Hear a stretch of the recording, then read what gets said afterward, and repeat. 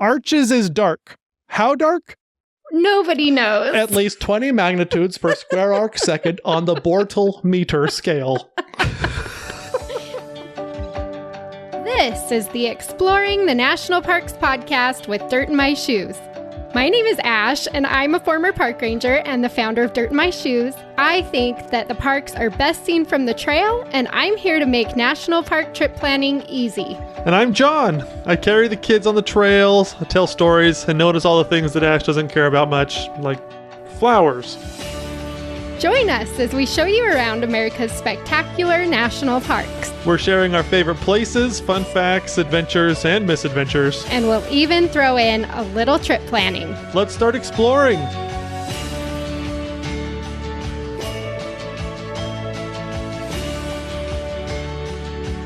Today, something brand new in my life happened. I found that there is a new way to choose a restaurant, and that is based on whether or not it will make you smell like the food that you are eating. I'm so picky about this. Poor John. We're trying to figure out where to go to lunch, and I'm like, yeah, but I just don't want to smell like food today. I actually did my hair. Oh my gosh. It was so funny. I've never been in a place in my mind where I'm like, okay, what place doesn't smell like itself? And I had to go through a drive-thru because we couldn't figure it out. It's been an ongoing problem. My hair picks up all the smells, and my clothes, like, I have a really strong nose. Mm-hmm. I can smell lots of things that John never can smell. And so it's like, we'll go out to dinner or something, and I'll give him a hug, and I'll be like, oh, no, you gotta go change. I can smell the food on you. So as long as we've been married, this is the first time I've ever had to use this category to choose the restaurant that we go to. There's always, well, let's go get this kind of food, or let's go get this kind of food. This was a brand new criteria, and I thought it was worth mentioning. if any of you have recommendations of restaurants that don't make you smell like the food when you leave it, I would appreciate it. It's a big deal to me. I feel like we're going to end up going to like a hospital cafeteria. No, you can get smells there too. You can. Death? The smell of death? No, just sickness and chemicals. This one smells like the Spanish flu. No. But speaking of food smells, we're headed to Arches National Park in this episode. Woohoo! And Arches, well, the town of Moab has some of my favorite restaurants. Yes. Outside of it. So many good You will restaurants. smell like the food. Yes. If you eat at our favorite restaurants. But we talked about those in the Exploring Arches episode a couple weeks ago. And today is all about the fun facts. Yeah. Which I'm really excited about. So, And we're just going to jump right in. Like the first thing is just going to be like, boom, this is why Arches is so cool. Fun fact number 1 is that Arches National Park has the densest concentration of natural stone arches in the world. There are over 2,000 documented arches in the park. which is so crazy because this park is really small. Yeah. It's not a huge area. No, it's not. And it's really surprising. Like, this place is just nuts. You can go even just into Canyonlands. You can go across the highway to Canyonlands, or you can go other places in Utah, other Red Rock National Parks. And it's a very different experience. Well, there's not 2,000 arches, that's for sure. Yes, that is the truth. Oh my gosh. But no, it's just crazy. The densest place in the world for arches. It's just really cool. And it's right here. And it's a really small area. There is a rule, though. It's not just like it can be a couple of inches in a hole. That's what in the rock. thought. I thought when they said, because we go to arches all the time. And so I thought when they said 2,000 arches, I was like, yeah, they must be really small arches, because I feel like we've been a lot of places in that park and haven't seen even close to that number of arches. Right. So in order to be considered an actual arch, it must have a span and a light opening of at least 3 feet. Which is way bigger than I thought. Yeah, exactly. 3 feet. I mean, I don't know if they're just trying to go based on the metric system or something like that too, for a meter or something like that. But 3 feet is a pretty good sized hole in the rock. but also it can't just be a hole in the rock either. It has to have a place where light can go through it. Mm-hmm. And so I thought that was a really interesting way to categorize or to document what is an actual arch. So they have rules for it. You can't just see a hole in the rock. There's rules for it. And there's 2,000 of these things. Yeah, and we talked about this in the other episode. You can go to the visitor center and they have a book of all their cataloged arches. So you can actually see all 2,000 right in their book. I don't know how else you would be able to see all of them. And I don't know where they all are. Like, that really does bother me. Like, where in the world is that park hiding? I know. It's really So interesting. many arches. We'll actually talk a little bit about these 2,000 arches when we get to fun fact number 5 and we do the human history of it a little bit. It's really incredible. And if you can go and see that folder with all the different arches, just flip through it for a few minutes and you'll be like, wow, there's so many cool arches. I love it. But Ash, why here? Why is this place so special? Why does this place have so many arches compared to any other place around the world? There's red rock everywhere. Why is this place special? I have no idea. I really don't. Like, I'm trying to think of the surrounding area because even in the town of Moab, there's quite a few arches that you can hike to and see. And Canyonlands has some as well. Right. But even still, it's not nearly at the level of Arches National Park. So in my mind, I'm trying to think what's different, but all I can think is, nope, I've got nothing. Okay, well, in order to get into that, I'm actually going to introduce something into today's episode that's brand new. And it's actually, we were scrolling through TV the other day, and we saw the old game show, Let's Make a Deal. Remember that with Wayne Brady? And in that show, contestants have to choose between what's behind curtain A or what's behind curtain B, kind of a situation. I figured we could incorporate that into this episode a little bit. But instead of having cars or money or zonks behind the curtains, Ash, you get to choose which joke or reference I use to decide how we describe why these are all here. Okay, let's do it. Okay, so you can either choose Monty Python and the Holy Grail or Star Wars. Star Wars every single time. I do not like Monty Python and the Holy Grail. Oh, that's too bad. Okay, well, for all you Monty Python fans out there, just so you know, I was thinking about you. We'll go with Star Wars for this one. Okay. In the show The Mandalorian, they spend a fair amount of time on a planet that kind of reminds us of Tatooine a little bit. It's called Arvala 7. And like I said, it looks a lot like Tatooine, a big desert planet. It even has Jawas. But anyways, Mando or Din Djarin, he meets this guy named Queel. And he's awesome. He ends every conversation that he has with, I have spoken. And it's Nick Nolte's really cool, like crackly voice. And so he says it in a really fun way. It's like whenever my kids complain about doing their chores, that's just the voice that I should use. I have spoken. Just doesn't have the same weight. Sorry. Exactly. But anyways, in the show, in that first season of The Mandalorian, they're on this planet and they have to travel a pretty far distance. But they don't have any like vehicles to do it. And so in order to travel really far pretty quickly, they have to ride these creatures that look like giant desert piranhas with short little legs and a long tail, but a huge mouth. And anyways, the creatures are called blurgs. Okay. And they are the key to this whole adventure that Mando has. Well, my new favorite word and the key to the creation of the densest concentration of natural stone arches in the world is an erg. Okay? For reals or as a joke? No. For reals. For real. The key to making all these sandstone arches is an erg, which that's why I thought of Mando. That's why you thought of blurg? Blurg. What in the world? It's actually called an erg? It's actually called an erg. Okay. And so on Arvala 7, they have to ride these blurgs across the desert, and the desert does somewhat resemble Arches National Park. But an erg, an actual erg, this is a real term. It's not just something I made up. It totally sounds made up. So one thing that we've learned from doing all these fun facts episodes is that landscapes change over time. A place that it is a desert today was a rainforest 100 million years ago or at the bottom of a shallow sea.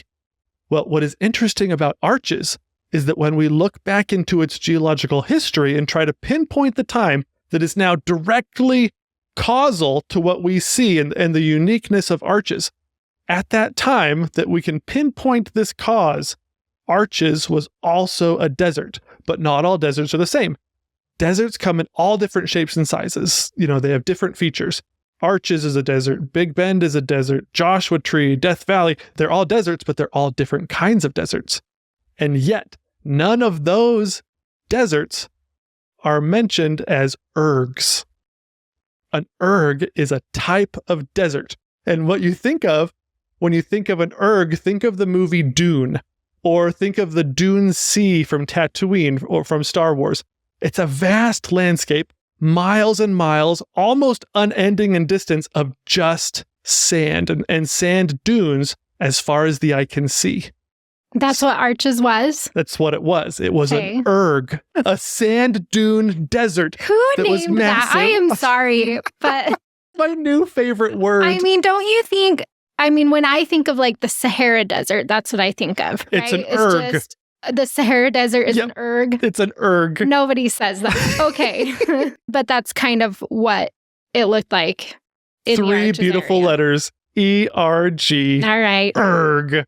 And yes, it's that in a modern context on today's planet, we would think of it as the Sahara Desert. Okay. Just giant sand desert, sand as far as you can see. So you think of the Sahara Desert, but also think of Jurassic Park. Because when we went back in time to pinpoint that exact moment that causes all of these arches, we found that most of these arches are carved out of Jurassic Age sandstone. So during the Jurassic period, and we've been around Moab, but there's lots of cool things that have to do with fossils and Jurassic this and Jurassic, Triassic, Cretaceous, everything like that. That is one of my favorite things about Moab. Yeah. So if you're into fossils, holy cow, there are so many cool things you can see. Oh, yeah. Side note. Back to erg.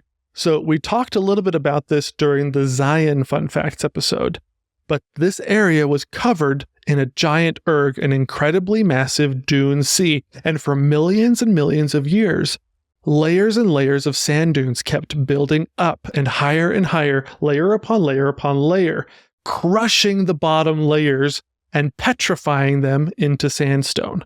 And so if you look at a lot of the rock and a lot of the stuff as you travel around Arches National Park, you'll see all kinds of evidence of these petrified dunes. And you'll see like cross-bedding. You'll actually see some petrified dunes that look like rounded hills as you drive. Now, a lot of things happened here in Arches that we don't really need to get into, but what you need to know is that not all sandstone is created equal. Sandstone is grains of sand cemented together by minerals. Now, the ingredients for sandstone can vary wildly and produce very different results, but there are several main layers at Arches. Some are great for fossils, but some are great for arches. And I'm going to explain two layers. We're going to focus on 2 layers that really explain why these arches are here and not other places. So there's a couple layers that you need to know about. The Entrada sandstone and the Carmel formation. Okay.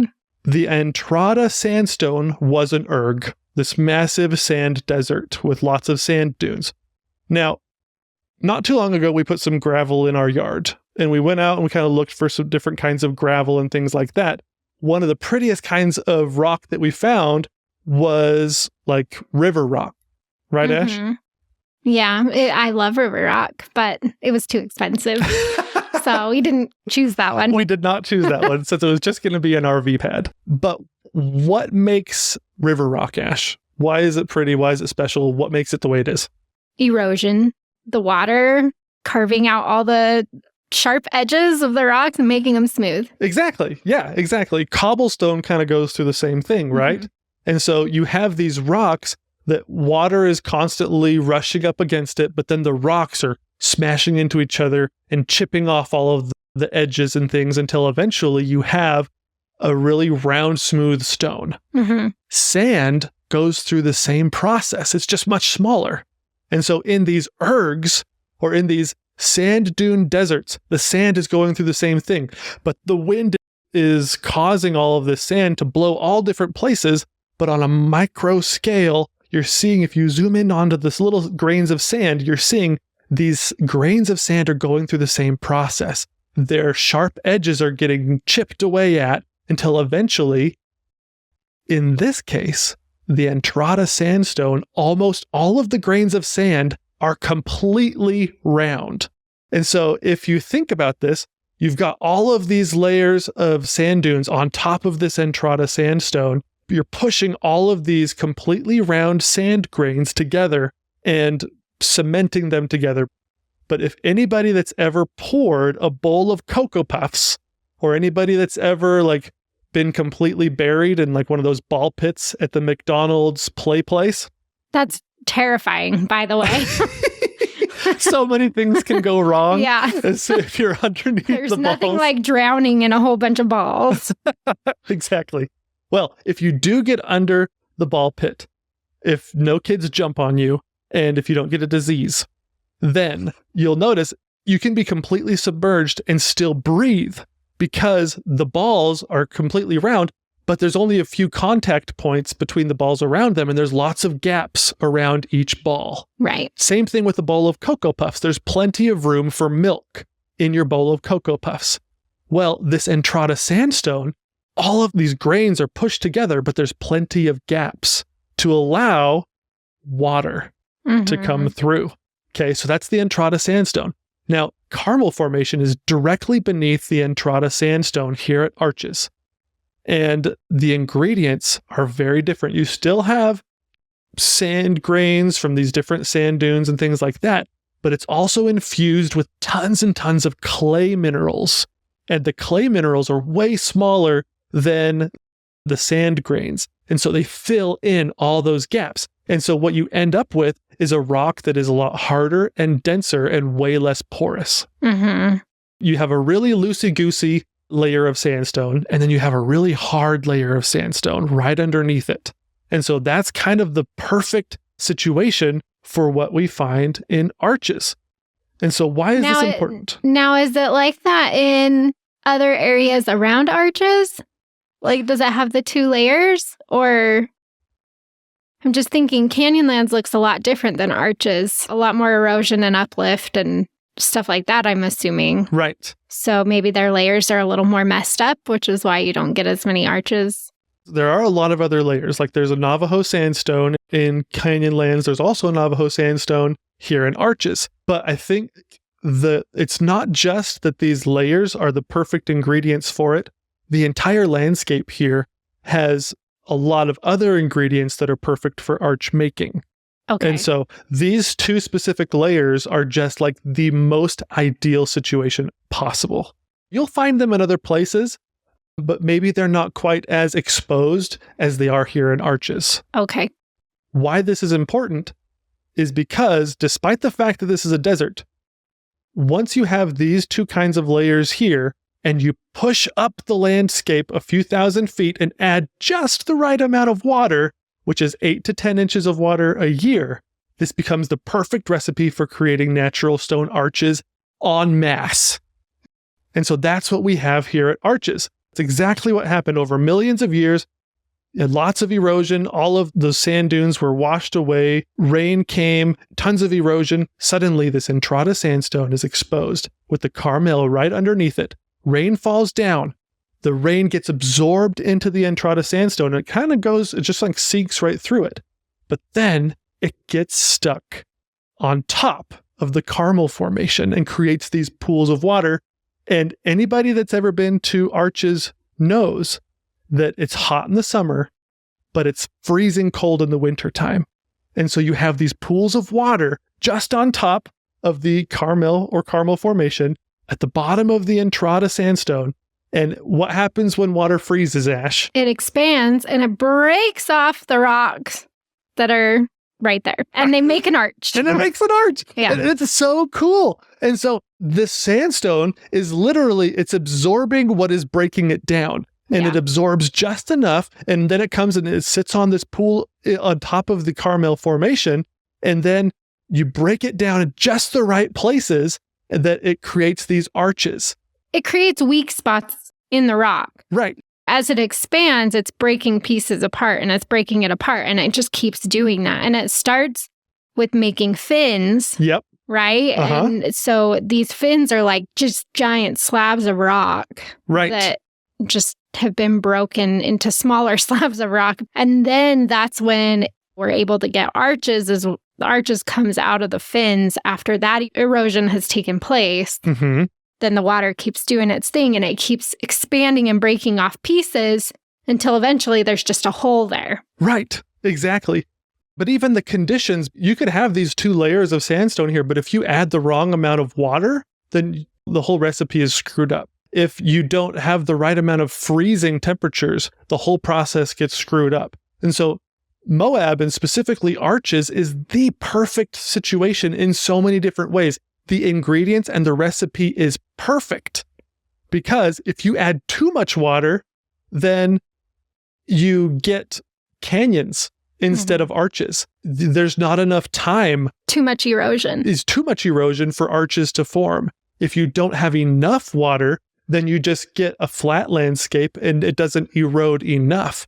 It's almost a miracle that this place is so perfectly Swiss cheesed in sandstone, because there's lots of other places with red rock. This Entrada sandstone layer extends way beyond just arches. The Navajo sandstone layer that we have here also extends way beyond arches. You'll find it in Zion. You'll find it in many other places. But the situation here, for you to find this many arches located this densely, is everything has to work out perfectly. It reminds me of one of my favorite scenes from the Avengers movie, Avengers Infinity War.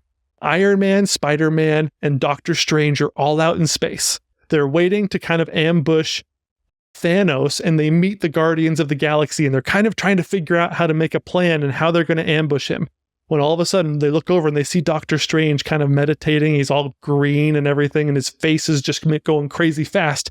And one of the Guardians of the Galaxy is like, is he supposed to be doing that?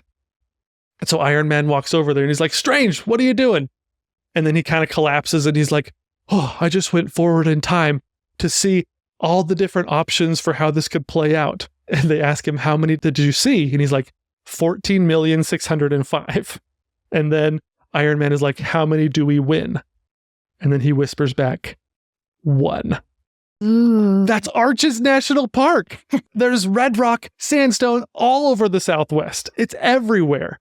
But this is the place. This is the one place where everything had to work out, where it started millions of years ago in the Jurassic period. And finally, the conditions, the stars are just right. Everything just had to line up perfectly this one time. And then humans had to be here to see it. We are here for it, man. And ladies and gentlemen, I give you Arches National Park, the one timeline, the one place where everything finally matched up and worked out perfectly for us to see sandstone turn into Swiss cheese. I've never thought of it that way. And we've been to Arches, I don't know how many times. Right. Sometimes like twice in a year. We're just like, well, let's just go because we're from Utah and it's not too far. Like, it is so cool to see them. So unique. Oh, they're even there. And they're huge too. Like, some of these arches are just massive. Oh, yeah. The amount of, as you say, the perfect recipe that had to go into creating 100-foot tall arch. Yeah, is exactly. just insane, actually. So in other places, it just collapses because erosion either goes too fast or there's earthquakes, which break all the arches. That's another ingredient you have to have. It has to be in a place where there's not enough earthquakes. where they can still stand. Right. So cool. Yeah. I love that. I want to go back now. Actually, I'm giving myself a task. I want to make a list of the 2,000 arches. And I want to see how many I can get to. That sounds awesome. Yeah. I would love that. Because I'm pretty sure I've only seen maybe 50. Don't you think? I think so. How many have we seen? If you just stick to the main stuff. 50 to 100 is probably what you see. I have 1,900 more arches to see in that park. Oh, we should do it. Yeah. I might have to get a job as a park ranger there to be able to get to some of them. Just have like perpetual backcountry permits. Yeah, they don't let you just wander around to all of them, I'm sure. So we could just tell them that we're doing, this is a follow-up study on the 2,000 arches. We're just making sure they're all still there. It's just a bucket list. It's my bucket list. I'm going to do it. It's a miracle that this place is here. We're going to kind of stick with that theme a little bit as we go through the next few fun facts, because not only is this landscape a miracle that these arches are all here and that they're formed and we're here to see them, but there's the whole landscape. It's just a collision of miracles, and it's really cool. And we'll only focus on two, because then if you do too many, the miracles just lose their miracleness a little bit. All right, as you explore arches, you'll notice that this place isn't just a barren erg. There is life here. There are plants here. And so what are some of the main plants that you'll probably see? There's grasses. Yes. There are some cottonwood trees. Yep, in some of the wetter areas of the park. Washes. Last time we were there, we saw some really pretty yellow flowers that were big. There are hundreds of wildflower species here. Yeah, that surprises me because we've seen some really cool flowers and arches over the years, but the yellow ones we saw last time were gorgeous. Yeah. Some of the seeds for wildflowers that are here, they can lay dormant for forever until they get just the right amount of rain, and then all of a sudden they'll germinate, and then there'll be a whole new bloom of flowers here. Interesting. And so it's really cool that they can do that. When you go to arches, it looks pretty bare. I'm just trying to think of what I've seen. Desert sage? Yes, there's sagebrush here. The point that I'm trying to make is... It's a trick question is what it is. He's trying to trick me. I'm not, I promise. But the point that I'm trying to make is, just because it's a desert doesn't mean that it's dead. Right. And as you drive around, you'll see all kinds of things. You will see cottonwood trees. You'll see pinyon pines. You'll see junipers. You'll see all kinds of bushes and shrubs like Mormon tea, blackbrush, saltbrush, sagebrush, lots of different grasses and wildflowers, cactuses. There's lots of life here at Arches National Park. But what is really interesting is that all of these different categories of plants that I just mentioned, and you're just like, oh, there are things that live here, only make up 20 to 30% of the living ground cover here. Yes. Well, I didn't know if we were going to count the ground cover that well, that's I was fun fact number 2. Yeah. So I didn't want to jump the gun. Don't jump the gun, because here it comes. Fun fact number 2 is that 70 to 80% of all living ground cover here grows as part of the cryptobiotic crust. Do you know how much I love cryptobiotic crust? I do. I know you love it so much. I love it so much. Can you be obsessed with cryptobiotic crust? Yes, you can. Yes, you can. And I guarantee the rangers in Arches are also obsessed with the cryptobiotic crust. They are. Now, if you've never heard of it before, you have no idea what we're talking about. It sounds a little bit like what Ash cuts off of her peanut butter sandwich, and she won't eat. But Richie, eat your crust. If you ever listened to or watched Bill Nye as a kid, there's this funny scene where there's this kid that eats Wonder Bread, but he never eats the crust. Richie, eat your crust. Cryptobiotic crust, if you break down the words, it actually gives you its meaning really well. Crypto means hidden, and biotic means life. So quite literally, it's hidden life. So as you drive through Arches and hike on the trails, and as you look out and you see all the grasses and bushes and cactuses and everything, if you don't know where to look, you're missing 70 to 80% of the life that lives here. So where do you look for this? Crust is referring to the soil. Hidden life soil. And even though it may just look like dirt, the soil here is full of living things like lichens and mosses, algae, fungi, and bacteria. And if you just look at your feet, you'll see a whole new world down there that you didn't know existed. But before we go any further, you have to repeat the cryptobiotic code. And it's not eat your crust, Richie. It's don't bust the crust. Don't bust the crust. Stay on the trail. Stay on the trail. Exactly, because don't bust the crust. It basically means don't step on the cryptobiotic soil, because this whole little world down there is so fragile. One step off the trail can destroy a whole world of life that takes hundreds of years to grow back. And this crust is so important to the landscape here because it literally is the glue that holds life together. It keeps the sand from blowing and eroding away. It absorbs and holds onto moisture so that all the other plants, like the bushes and trees and cacti, can survive. It hardens the soil just enough so that when the rains come, the entire landscape doesn't just wash away. It literally and figuratively is the glue that holds life here together as we know it. And what's cool about it is you can actually, in some areas, especially areas that have not been touched, you can actually see how it's grown. Yes. It looks, I wouldn't say alive, but like you can see like inches of inches on top of each other of this black crust that grows in crazy ways and stuff that's just on top of the soil. And whenever we're such nerds. We're like, if you've ever watched The Office, there's this super funny scene where Dwight is like really frustrated because he's wasting time. He's like, I could have grown mushrooms that are this tall right now. He's like, mushrooms grow really slow. You know? So Yeah. Could be 1 inch tall by now. But whenever we're out hiking in the Southwest, or especially around the Moab area, it's just like, if we see a good patch of cryptobiotic crust, we are there, like on the slick rock. You don't touch the crust, you guys. Yes. But we'll get as close as we can on the slick rock.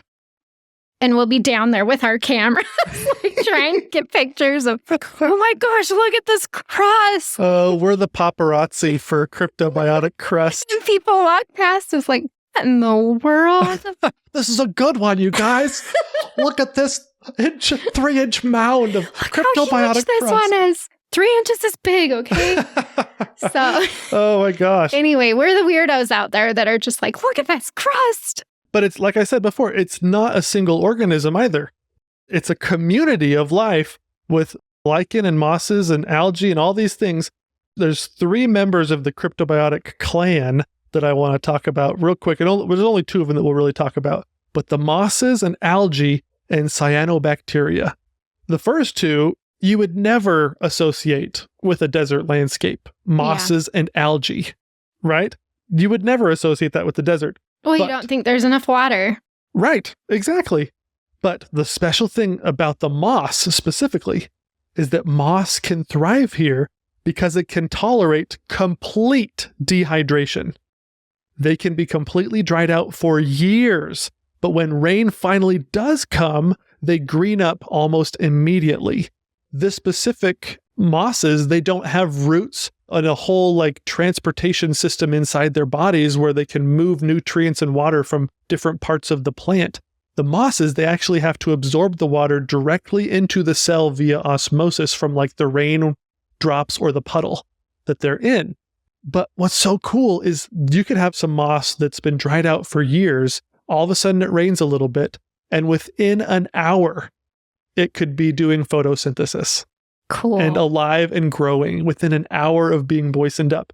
The other one that I think is neat, which I think is a little bit more of the hero of the cryptobiotic crust, is the cyanobacteria. It's the Spider-Man of the cryptobiotic crust. And this is why I call it the Spider-Man, is because it's one of the oldest and most important forms of life on Earth. Scientists believe that thick mats in ancient Earth, this is billions of years ago, thick mats of cyanobacteria are what changed Earth's atmosphere from carbon dioxide rich to oxygen rich. Mm-hmm. So if you've ever been to Yellowstone and you've been to some of these hot pools and you see these mats of bacteria, that's kind of what we're talking about here. That kind of bacteria is within this cryptobiotic crust here. And it changed Earth, literally. But kind of like the moss, once it's totally dried out, it can be dormant for a very long time. But once you moisten it just a little bit, it comes back alive and it starts to move through the soil. And as it moves through the soil, it starts to leave sticky fibers behind, kind of like Spider-Man traveling through New York City. He's leaving his webs behind, and these webs that are holding everything in this soil together. And given enough time, this crust will build up and up and up. And like we talked about, it's 3 inches. it's only a couple of inches. But to them, it's like they're building New York City. To us, inches. To them, huge skyscrapers, Times Square, Lincoln Center, Freedom Tower, the cyanobacteria swinging around all over the place, leaving their webs across the Spider-Verse. You have all these different Spider-Men just within this cryptobiotic crust, tying everything together with their little sticky fibers, and it just keeps growing if we don't touch it. Yeah, don't touch it. And don't bust the crust. Don't bust the crust. And so next time you're there, crouch down a little bit and pay attention to these little black mounds that you'll see all over the place. And the good ones, you'll recognize right away. Oh, yeah. Those are the ones with all the different kinds of Spider-Mans and Spider-Gwen and all the different ones. Nice. Oh my gosh, I love the crust. Yes. I love it so much. A whole hidden world thriving right at our feet. Miracle number 2. Whole community, almost 80% of the living stuff inside the soil. That really does blow me away, though, that percentage. Because there are plants Yeah. and things you can see. But yeah, it really is the crust that you wouldn't even notice it unless you noticed it. No, it would just look like dirt. Yeah. Oh, look at that muddy puddle. It's just, you have to know what you're looking for. But once you do, it's a miracle. And you'll see it everywhere. You It's will. Really cool. Okay, so let's move on to the next miracle. Now, this one is probably one of the greatest examples of life will find a way from Jurassic Park that I've ever seen. It's absolutely incredible. We're going to be talking about amphibians, which is another thing that you wouldn't think you'd be talking about in the desert. I don't think I've ever seen an amphibian in Arches National Park. They're really small. Once again, these to us, they're really small, just like the cryptobiotic crust. Okay, so we're going to talk about amphibians, but we're specifically going to be talking about their metamorphosis. And to make sure we're all on the same page, amphibians, like frogs and toads, they lay their eggs when they reproduce. The metamorphosis that they go through is from egg to tadpole to young frog to adult when they're fully frog or fully toad. They basically hatch from the egg as a little fish, and then the front part of their body gets bigger and fatter, develops legs, their tail shrinks until eventually they're unrecognizable as adults. They don't look anything like they did when they were little. As a control subject, we're going to talk about something that everybody knows, the bullfrog. The bullfrog is everywhere. Now, when the bullfrog goes through this metamorphosis, it takes a while. It actually kind of depends on where the bullfrog lives, depending on if it's warmer or colder wherever it's at.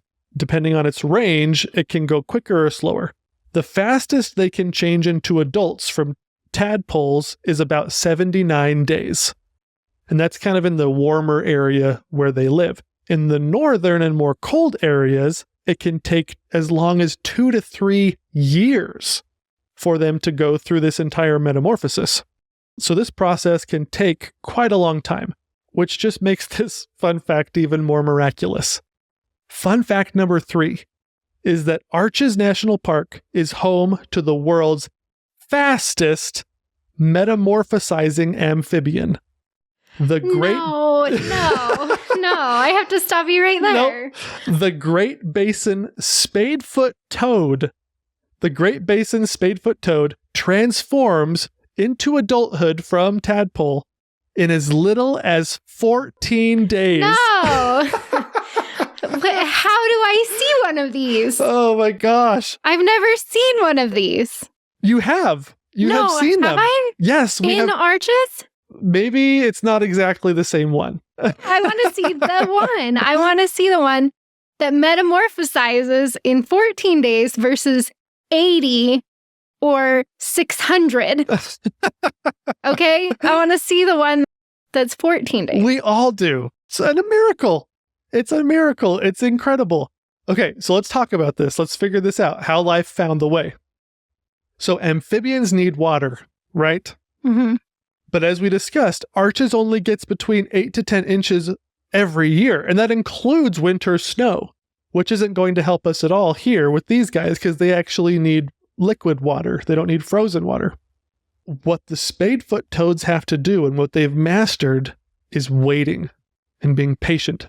They wait, just lots of waiting, until at just the right moment, they recognize a storm, as one of the summer storms comes through. And it can't just be any storm. It has to be a storm that drops the right amount of water, just like everything we've talked about before. Mm-hmm. Everything has to be in the perfect amount, and the ingredients have to be perfect. Boom, you get a summer storm that drops a good amount of water. And this water fills up some of these dry washes. The potholes. It fills up the potholes. Sandstone. There's springs. There's intermittent springs that pop up that are dry most of the time. And anywhere that this water gathers, they have to quickly lay their eggs. This has to be perfectly timed. And this is why. Because the clock is ticking as soon as they lay those eggs. And this is why the clock is ticking. Because it's still summer in the desert. Right. It's like 110 degrees. Easily. Oh my gosh, easily. So you get a one-off storm that drops a whole bunch of water, okay? And then the next day it's 110 degrees, and for the next 14 days. And so what you have to realize is these tadpoles, these little eggs, they have to go through that whole process. Otherwise they die. Right. Because the water will dry up, and they will dry up if they can't turn into adulthood in time. 14 days doesn't seem, that seems too long. Does though, right? That's why they have to find the right pothole. They have to find the right intermittent spring or place where the water gathers. It can't just be, oh, it rained. There's some water. Yep, I'm going to drop my eggs right here. Because if they don't find the right spot, then all of their kids go the way as most of them in Finding Nemo at the very beginning of the movie. Oh. Yeah. They just don't make it. And so that's why I think we have seen these before. Remember when we went to Horseshoe Canyon in Canyonlands? Yeah. We saw a whole bunch of tadpoles in there was a stream that had a little bit of water going through Horseshoe Canyon, but it wasn't even a connected stream all the way. It wasn't flowing water. It's true. Our kids loved looking for those tadpoles. Yeah. It was. And throwing rocks in the water, which now I'm like, oh, maybe I shouldn't have let them do that. Yes. Oh my gosh. These tadpoles are trying to survive. They've got a very strict time schedule, kids. If we screw it up, they're not going to make it. Interesting. Yes. 14 days from egg to grown adult. And so it's just an incredible situation. So these frogs, they literally have to wait, and they have to know instinctually, is this enough water for my kids to make it? Mm-hmm. Before we move on to some other fun facts, this is another animal that was here in Arches National Park. I just want to make fun of the NPS for just a second. I get in trouble for this all the time. I call it silver lining things. I'm a realist. I'm the voice of reason. So that's why he gets in trouble for silver lining, because I'm like, you don't know that. That's not true. You can't prove that. We have those. Now, I'm not going to say arguments. Conversations. We have these discussions. Yes. A lot, because he does silver line things, or I'm just like, please. Oh my gosh. I'm a super optimist, and I'm guilty of finding silver linings way too quickly. And so, if I was a pirate and I was swashbuckling with Captain Hook or Peter Pan and I lost my leg, as soon as the leg was gone, I would be like, oh my gosh, I'm going to save so much time in the morning because I only have to put one leg in my pants, This is going to be great, I'm guilty of that kind of silver lining things, okay? Now, the NPS, they silver lined something that I think is really funny. So there's amphibians, like we just talked about, incredible, miraculous amphibians here in Arches National Park. There's also some cool reptiles. One of those reptiles is the midget faded rattlesnake. Okay.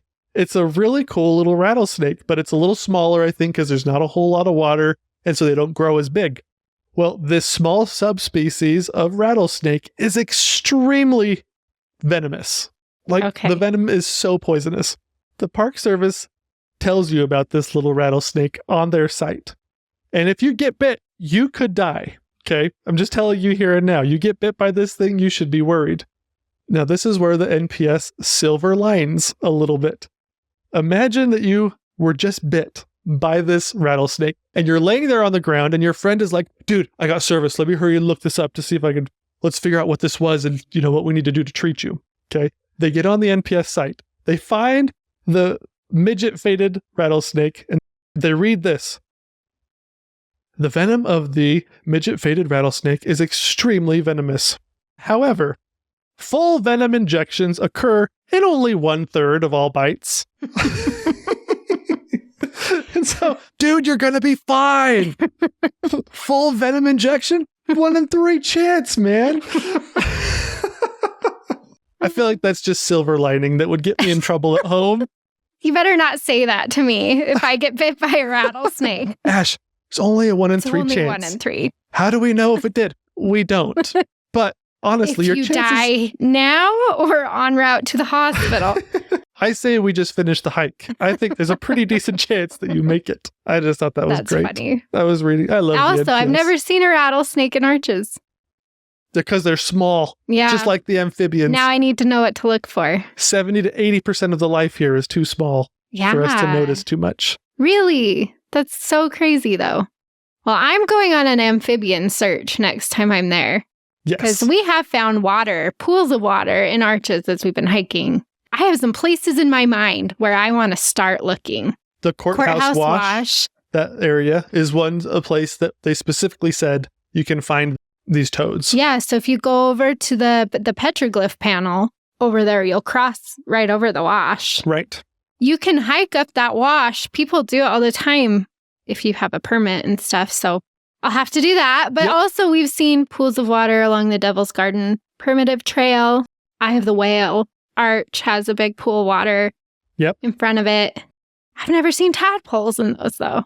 Yeah, it's because maybe they already hatched. Yeah, maybe. Okay. Or they already jumped out. I'm just going to go look. I just want to go look. So that's so cool. Oh, it's so cool. All right, those are the 3 miracles that I wanted to cover. So let's move on to fun fact number 4. I'm going to give a disclaimer on this one because I love this fun fact, but I don't know if I'll ever do it again for any other national park. I'll get into that in a minute. Fun fact number 4 is that Arches National Park is certified as an international dark sky park. Yeah. Yeah. You don't want to talk about this at any other national park? Well, I'll explain why in just a minute. Oh my gosh. Well, it's so cool. The night skies here are absolutely incredible. Yeah. Like, I've had some amazing experiences in Arches and the surrounding area, just enjoying stars like nowhere else. Can I tell you, people get mad at me all the time for this. They're like, I really feel like you should say more about the night sky at Arches, like on my to-do list and like things you can't miss and stuff, which I totally get. I understand. But you also have to recognize you're talking to a mom of toddlers. It's like, I haven't seen a star for 5 years, okay? Yes, I have to stay indoors because these punks. We have to put our kids down to bed at 7:30. It doesn't get dark till 10. Right. During the summer. So no. I undo the zipper on the tent. Or if I open the door to the trailer, these kids stir and my whole life changes. I know. It's just not worth waking the kids. It's not. But anyway, so I always think that's funny because I'm like, yeah, it's a big deal. And we do go look at stars better and stuff because our kids are a little older. But there's a very big chunk of time in there where it's like, I've not seen a star for a very long time. It's unfortunate because in general, in a lot of ways, stars are a novelty now. Well, and that's the other thing that surprises me too, is because we live in an area that's pretty rural. And so seeing stars for us is not that weird. Right. Like we can see the Milky Way from our house on a good night. Right. So, on a really good night, for sure. So to a lot of people who live, especially in cities or people who are more from like the East, where there just are a lot more cities and not as much open space and stuff, like they'll come to Arches and just be like, that is literally the first time in my whole life that I have ever seen the Milky Way. Right. And it's just like, I mean, I can't fathom that because I've am used to the dark skies and the blank spaces. Right, exactly. And stuff. And so I do forget. I do take that for granted, I think, because it's just something that I'm like, wow, look at the stars tonight. Whereas somebody else might come and just be like, I've never, ever seen a sky like this. Yeah. But when you're in a situation like in Arches and you see the stars, you're seeing them the same way that humanity saw them for thousands of years. And it's really incredible. Way better than at our house, even. Yeah, it is. And you can actually realize when you're looking at the stars in Arches, you're like, oh my gosh, I can actually see the pictures that I learned about in school. I can see Cassiopeia. I can see Orion, and I can see Aries and Scorpio and all of these great... They actually look like what the stories say. Right. Because if you're just seeing a constellation and you're seeing 3 stars and they're saying that's a bear, and you're like, I don't think so. Yeah. But I remember I went to, this wasn't in Moab, but this was in Capitol Reef. And I was camping with a friend. I didn't have my kids. Right. And we were looking at the stars. And that is when it hit me where I was like, I can see the shapes. I can actually see the full constellation, like the shapes and like what that does look like a bear. Right. Oh my gosh. Yeah. You can see how, like in Moana, when the great explorers are using the stars to figure out where they are. Mm-hmm. You can see, oh my gosh, now I might understand. I have a little bit of a grasp as how people could actually direct themselves and guide themselves around the planet using the stars at night. Because in the city, you see one star. Mm-hmm.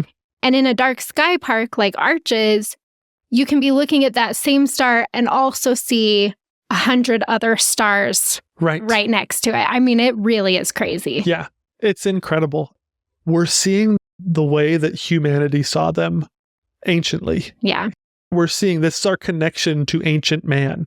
We're sitting around a campfire, camping in Arches, just like the people did thousands of years ago, sharing stories, talking about the great deeds of the people, naming shapes up in the sky and doing all those things.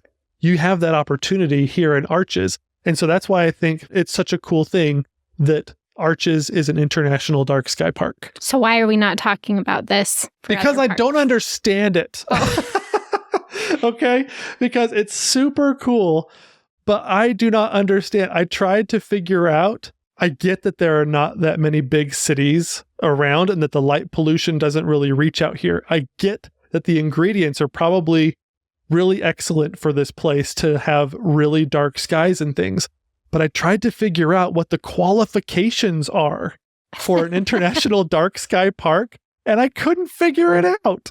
And so I will often, when I'm preparing for this and I'm doing some research, I'll click on things I don't understand to try to figure out what I don't know, and then to understand it so that I can explain it.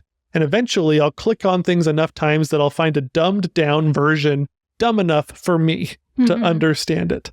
I was reading and clicking on things, and I don't know. It never dumbed down. I tried to figure it out, but I couldn't. Well, there has to be 10 light particles or less. Oh my God. Okay, so let me read to you what I was reading. The core area must also provide an exceptional dark sky resource. Got it. Okay. Relative to the communities and cities that surround it. Check. Where the night sky brightness is routinely equal or darker than 20 magnitudes per square arc second. Yeah. Apparently Arches has that. What is 20 magnitudes per square arc second? That's what I was trying to figure out. And my conclusion, this is my answer. My conclusion is that there is a secret club of night sky scientists that control dark sky science, and it is their job to protect the secrets of night sky science from outsiders like me. And they do not want to know. They do not want you to know what 20 light arc magnitudes are. They do not want people like me in the club. All I want to know is is it kind of like walking to the bathroom at night? Is it like walking to your seat in a movie theater? Is it Is it that I can't see my... Nobody's dumbing this down enough for you. Is it that I can not see my hand in front of my face? What is this? Is there a specific star that I have to be able to see in order to qualify? I have none of these answers. None of them. All I got was that if I wanted to apply for dark sky status, I needed to provide evidence of night sky quality with unihedron sky quality meters. The more data, the better. So we encourage applicants to include Bortle ratings and star counts. Oh my gosh. And then you have to buy a special tool that uses measurements that only they understand so that they can judge whether or not you get dark sky status. So yes, Arches National Park, fun fact number 4. Arches is dark. How dark? Nobody knows. At least 20 magnitudes per square arc second on the Bortle meter scale. So, how dark? Pretty dark. It's pretty dark.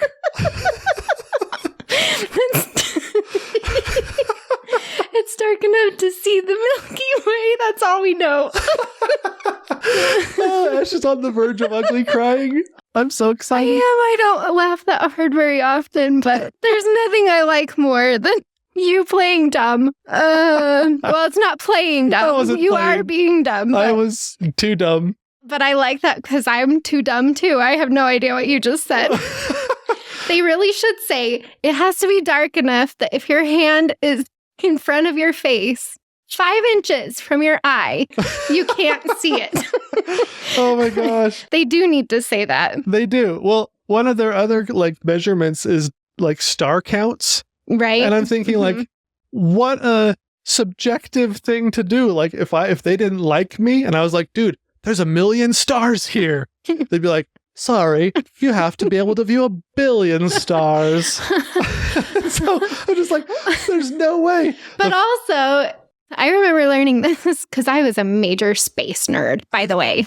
For a good amount of years, I was going to be an astronaut. And I went to space camp and I did all the things. But I remember, if you look directly at the star, it, disappears. Right. You got to look at stars through your peripheral to see them. And so how are you supposed to count stars? Exactly. They keep coming and going and you're trying not to look at them. Oh You're my gosh. trying to count them while not looking at them Yes. directly.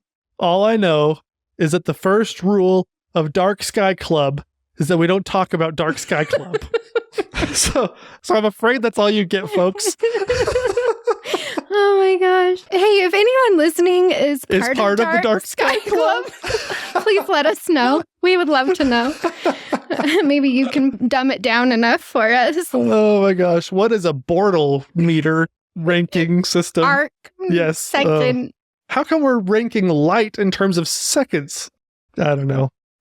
That's what light is measured by, John. I know. Light years, light minutes, light seconds. Light seconds. They do. This is crazy.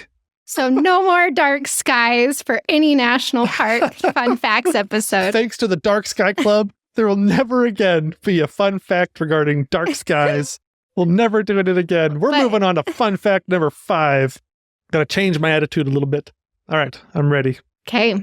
Fun fact number 5 is that a group of about 6 guys found 95% of all the known arches in Arches National Park. And when was this? Like the 70s, 80s, and 90s. For real? Yeah.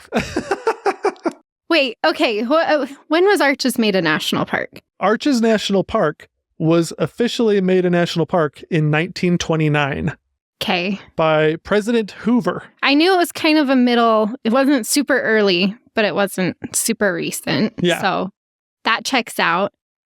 But then it took till the 90s Basically. to find all the arches. So this is where it's super cool. And this is the part of the human history. There's so many aspects to the human history that we could talk about, from Native Americans to early explorers. There's so much that goes on here. The part that I thought this was what I wanted to focus on because I think it's really cool. As recently as 1970, the official literature for arches said that the park contained nearly 90 arches. See, those are the ones I've seen. Exactly. That is 0.5% of what we know today. That's crazy. And so for me, that just makes me so excited because it makes me want to get out there. Makes me want to go explore. How did these guys get that job? Okay, so the 6 guys, I'll give you the names. Might have been a little bit more because one of the guy explored and did some of this with his sons, and they don't name the sons. Okay. But there was Dale Stevens, Ed McCarrick, Chris Moore, Ruben Skolnick, Steve Frederick, and Doug Travers, along with his sons. Now, Dale Stevens was a geography professor, and Ed McCarrick was a park ranger. Okay. There aren't many details about the other guys, but I'm guessing they were some just really excited locals. Yeah. The park rangers were probably like, yeah, sure. Yeah. We should find out how many are out there. Yeah, they call these guys the arch hunters. I want to be an arch hunter. Yeah, and that's like why I want to focus on this for fun fact number 5, because this was recent. The whole place was a national park for more than like 50 years before they discovered the lion's share of all of these arches. These guys came up with the standard for what becomes an arch. They cataloged and photographed everything, and they like went through each different section of the park to try to find out where all these are. I really hope they didn't bust the crust. That's all I can think of. These guys were well trained in non-crust busting. I hope so. These guys were the ones that did it. And it just gets me excited because, like, for me, that just goes to show there's still stuff to explore. Mm-hmm. There's still stuff we can get out. And this was a small national park. What about places like Yellowstone or Yosemite? A lot of these other, or Denali, the ones in Alaska where they're just huge amounts of space. They just found a whole bunch of fossils in Denali. Right. Like dinosaur tracks and stuff that they had no idea there were even dinosaurs up there. Anyway. So yeah, I mean that. Oh, and the white sands, they found human footprints that dated back to like 24,000 years ago or something. Right. And that was within the past 5 years. Right. So yeah, I mean, they're still in Badlands. They're still finding all sorts of fossils there. Yeah. Like people who are just hiking find them. For people that are thinking to themselves, everything's been explored. Wrong. There is so much to do still. Like we haven't even explored our oceans properly yet. And all of these national parks, there's still stuff to find. And that's exciting for me. Like it makes me want to get my kids, put on a backpack, get our hiking shoes laced up and get on the trail because there is still stuff that people haven't seen yet. Truthfully, even if, I mean, we said they've already cataloged over 2,000 arches, but I myself have not seen even anywhere close to that. Right. And so even though somebody else has already found it and said, hey, this exists, like the idea of me going and hunting for arches that I've never seen is really fun. It's so exciting. Yeah, it sounds so enticing. Plus, they found all of these 20 to 30 years ago, but erosional forces are still going on. Yeah. Arches are still being made. Maybe they found a 2-foot arch and now it's 3 feet, so it counts. Heck yeah. And it's not been cataloged yet. That is waiting for me. For you. Yeah. And you and whoever's listening. Arches adventure is waiting. This landscape is so exciting. It's so inviting. It's a place of miracles. So many cool things have happened. Life finds a way. The sandstone turned into Swiss cheese. The night skies are there beaming down at you, waiting for you to see them like you've never seen them before. Adventure is here at Arches National Park. So on that note, your task for this episode is to head over to the Dirt in My Shoes Facebook or Instagram page, and we're going to have a question there.